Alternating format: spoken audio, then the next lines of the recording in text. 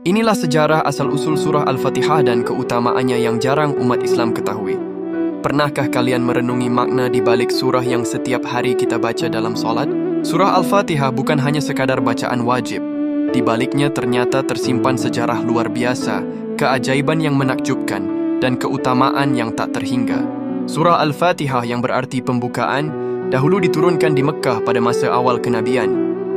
Menurut sebuah riwayat, malaikat Jibril dan malaikat lainnya turun dari pintu langit yang baru pertama kali dibuka hanya untuk membawa dua cahaya istimewa kepada Nabi Muhammad, yaitu surah Al-Fatihah dan beberapa ayat terakhir surah Al-Baqarah.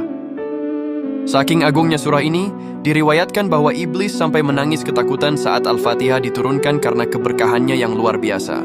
Surah Al-Fatihah dikenal juga sebagai ruqyah atau penawar segala penyakit.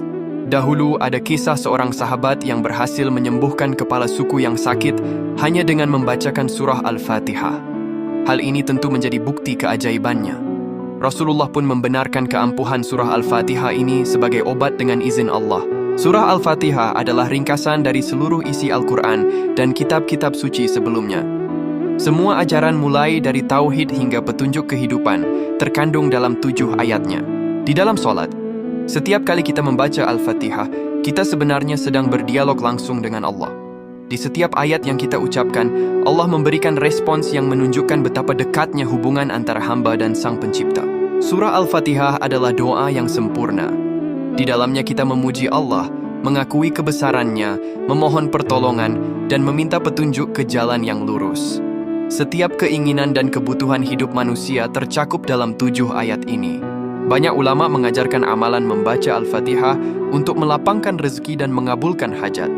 Salah satunya adalah dengan mengamalkannya secara rutin setelah solat wajib.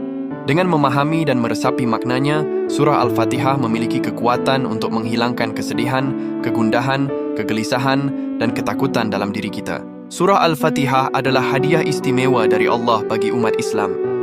Dengan memahami sejarah dan keutamaannya, semoga kita dapat membacanya dengan lebih khusyuk dan meresapi setiap maknanya. Allahumma salli ala Sayyidina Muhammad.